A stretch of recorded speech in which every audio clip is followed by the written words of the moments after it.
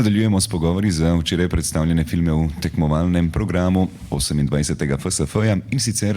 naslednji, ki ga predstavljamo, je celovečerni igrani film manjšinske koprodukcije z naslovom Dražen, ob meni pa Vlado Bulajić, slovenski koproducent iz produkcije December. Vlado, kako v bistvu lahko rečeva, da je taka zgodba o Draženu pravzaprav res neka prva filmska zgodba, ki je na ta način predstavljena igrani film, takoj pritegnila interes tako tebe kot preostalih v produkciji December in je tukaj šlo za sodelovanje, kjer enostavno moraš biti zraven. Ja, zdravo. Ja, je, če se malo jaz pač tudi odraščal z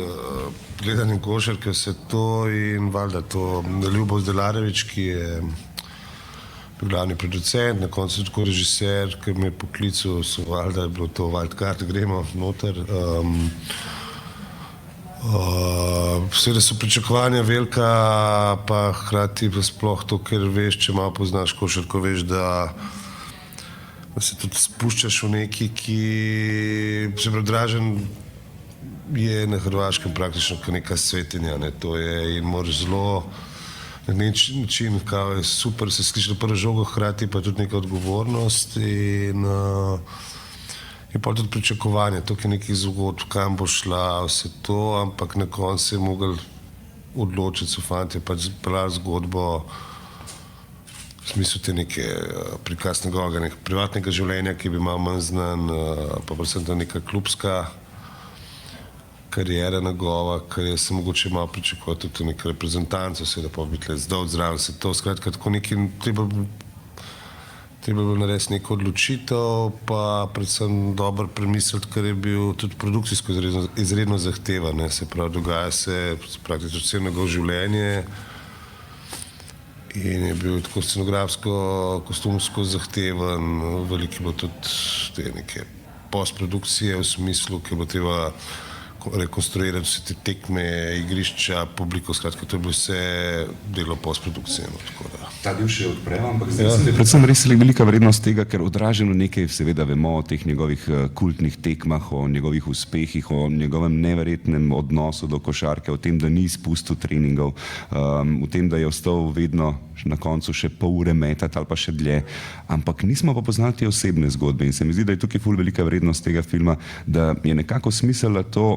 ta Draženov karakter izven igrišč in hkrati tudi mogoče to pot v smrt, ker mogoče zdaj leta 2025 ti ni jasno, kako lahko ti košarkarja vrednega več milijonov pustiš, da bo šel z nekim starim golfom domov na svoje organizacijske spretnosti, to se več ne dogaja in mogoče je bil tukaj res tudi ta Draženov primer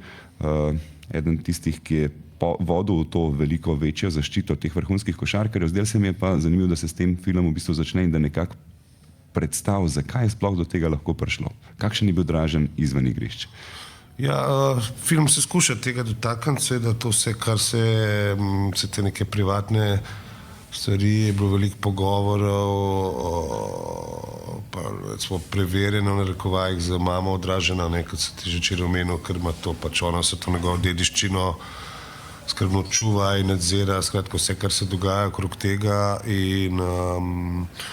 tako da jaz mislim, da je zanimivo, mogoče so malo vse je tako bi rekel, zelo, v bistvu na nek način je zelo pravično prikazan, se pravi, ni biti spet tak svetineko, kar ga mogoče film kaže, hkrati pa tudi to, potem recimo ta del, to jaz nisem vedel, da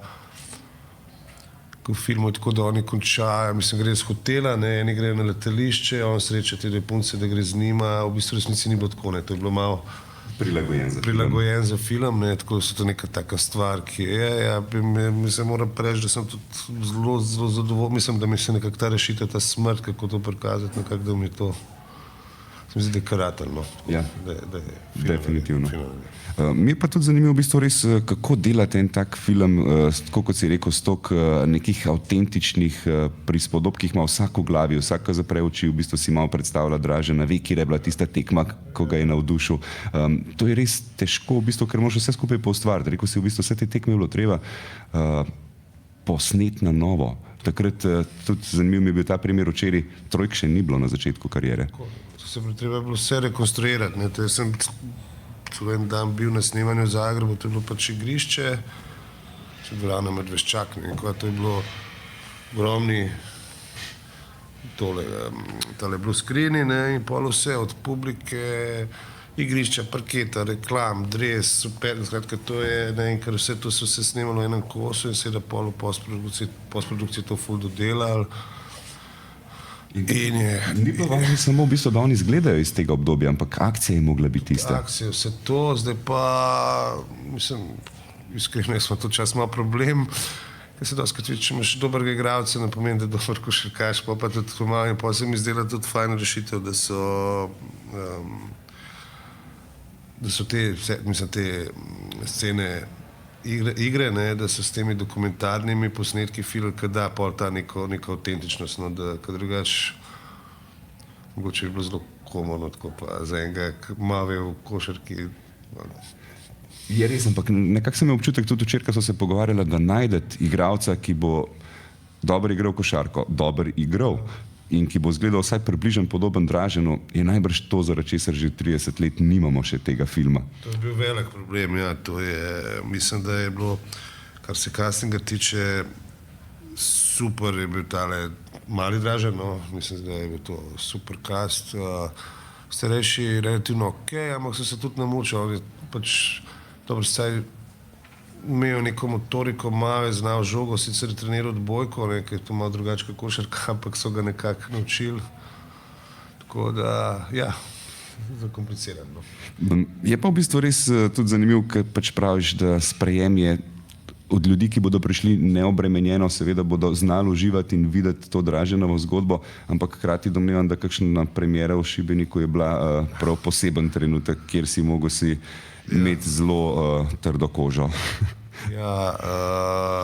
mislim, ja, bil sem tam, super je bilo, mislim, prvih 20 minut filma se dogaja v Šibeniku, ni mi bilo to še premalo, Ja, mora biti cel film. Pa sem itak izvedel, da Šibenik je itak nek tak zelo poseben kraj, ki je nekje med Zadrom in Splitom in so, ne vem, tako skozi ta neko rivalstvo, mislim, Lokal patriotizem definitivno prisoten. Je, in je bilo, ampak mešani odzivi, od navdušenja, valjda tudi ful kritik, en je hotel to, en je to, tam ene gospa rekla, da znala sem je Dražena, nije on vaki bija, mislim, tako vse je bilo vsega Boga, tako da... Se vam zdi, da je bilo mogoče kaj lažje mlajši generaciji, ki nima toliko še spomina na Dražena, a so tisti, ki so bili rojeni po 90-mu, mogoče lažje, bolj neobremenjeno lahko gledali ta film, brez kakršnihkoli konotacij na kakav je Dražen bija? Ja, so, pa hkrati mislim, moja izkušnja je, da mogoče v bistvu je, vse je, ker mislim, ga poznajo, večina ga pozna, ampak vse je laže, nekako vsi mi, ki smo pač ga spremljali, doživeli to njegovo smrt, vse to je vse malo težje, imaš nek cmok, Bilo je tudi, recimo, mi zelo, sem imel premiero v Ljubljani, meni je recimo posebno ful pomenil, ki je prišel Jure Zdovc, ki je z njim igral, bil je Pero Vilfan, ko so se glih nekako zmenjali, Dražen začel s Perotom, pa pol Zdovc, tako da, to so te neke male stvari, ki ti pol ful dajo nekaj, si tako te nekako spopolnejo, si rečeš, evo, vsaj nekaj,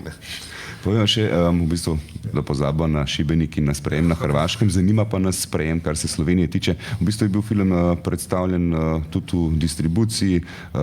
mislim, da v Cineplexu v lanskem letu. V Cineplexu je bila, ja, premiera. Kako je bilo, kakšen je bil odziv in kako lahko rečeš, da v bistvu je Dražen ena filmska zgodba, ki ni samo hrvaška, ampak je dejansko precej širša? Ja, lahko bi rekel, da ja. Mislim, da je bil dokaj v redu sprejet. Mislim, na Hrvaškem je bilo to zelo dobro, poleg prišel k nam. Jaz mislim, da je za nek, mogoče sem iskreno pričakoval malo več, ampak to je že pol tak...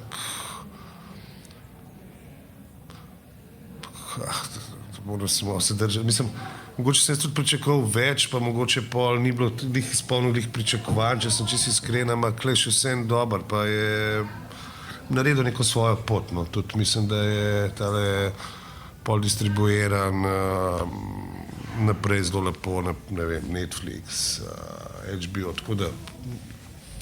Poveva še, kar se družinskega dela tiče, v bistvu v filmu so tudi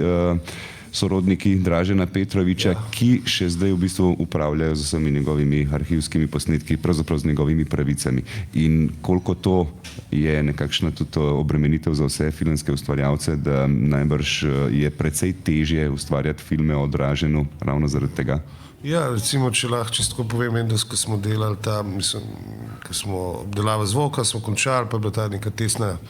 finalna projekcija na Vibi in so prišli tudi iz Hrvaške vsi, med drugim tudi nečak od Dražena, sin od Aceta Petrovića, ki tudi nastopa v filmu, tudi prišel zraven, se sem spomnil, kako smo prišli ven iz dvorane, on sem tako čisto srdeč oči, sem šel je tam nekam na parkirišče in rabil nekih 10 minut, da je predihal se. Ja, mu bilo kar hudo, mislim, lepo pa hudo, pa sem tudi naknadno zvedel, da obstaja nek muzej v Zagrebu o Draženu Petroviću in tako da. Družina še naprej hrani. Hvala pa seveda, da tudi filmski ustvarjalci končno lahko predstavite ta film o Draženu, da nekako doseže še nekako to širšo generacijo, ki mogoče ni odraščala ob njegovih tekmah, uspehih in da se zavedajo, zakaj je bil tak mit oziroma zakaj ostaja legenda, ne samo na Hrvaškem, dejansko tudi v celotnem prostoru. Hvala, Vlado, čestitke še enkrat za film, pa uspešno še naprej z vsem. Hvala.